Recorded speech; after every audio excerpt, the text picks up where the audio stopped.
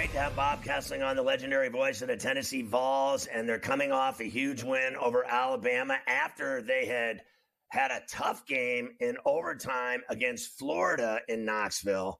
But I want to go back to start, Bob, to the game in Fayetteville where they lost, and you would have thought that Tennessee's season was going down the toilet because they had a rough road game to Fayetteville. Now, the fans are crazy. We know that. That's a given. But the reality is, I've always believed that it is so brutal to win on the road in the SEC and to go on the road. I don't care who you're playing.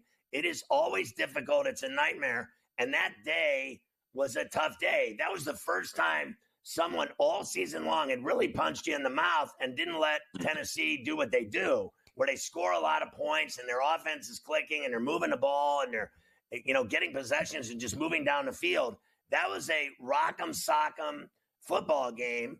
What did they get out of that? There had to be something they learned from it, other than everybody thought the world was ending in Knoxville, because they are 6-1 and things are real cherry rosy again. Yeah, Scott, it's interesting. The week before the Arkansas game, Tennessee went to Oklahoma and had a knockdown, drag-out fight with the Sooners, but figured out a way to win that game. And then they go to Arkansas, and you think, well, okay, they've got one under their belt on the road in the SEC, and Nico's going to be able to come out and play really well, and they'll be back to the old Tennessee that we know.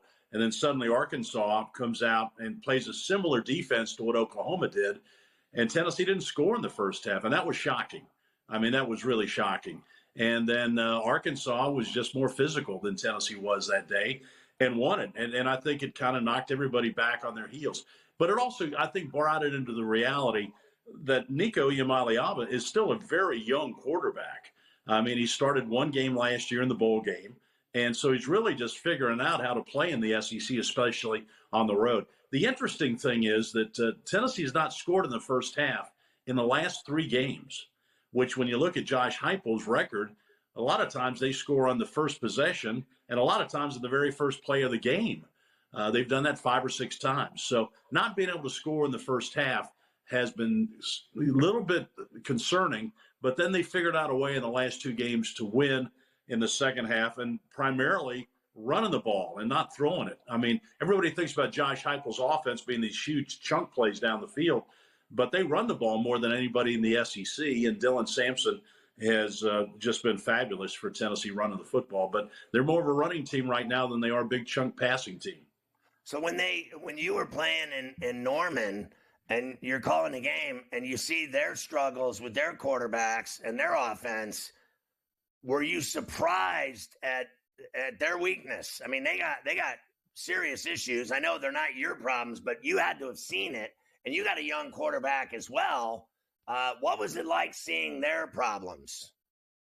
Well, you could tell that they were limited offensively, but Tennessee still, one of the strengths of this team is its defense. The front 7 has just been tremendous all season.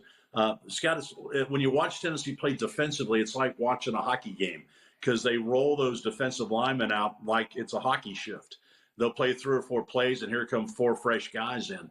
And that's really been an advantage for Tennessee, especially in the second half of these tight games, that they're fresh and still being able to pressure the quarterback. But it was obvious that Oklahoma was struggling offensively to move the ball, but Tennessee obviously didn't help them very much either. I mean, Tennessee's defense was really good that day. So you kind of chalk that up to a Tennessee win because of defense, but the struggles for Tennessee have continued on offense, and they're winning games in the 20s now. When we around here, the first 3 years of Josh Heupel, we're used to Tennessee scoring 50 points in a game. That's not happening right now. Well, tell me about the Florida game. Florida had you dead to rights in Knoxville, and you end up beating them in overtime. What happened there? Well, same thing, that Tennessee had gone back to the running game to grab the lead, and then Florida lost their quarterback. Florida had dominated the first half, and then Tennessee was able to come back and get the lead. And then when Graham Mertz, the Florida quarterback, went out, the whole game changed. He went out with that leg injury, and then the whole thing changed because Florida had to go to the freshman quarterback Lagway, who's a very talented player, right, but he's very inexperienced. But he led him down the field, And at the end of the game, with under a minute to go, threw a bullet for a touchdown.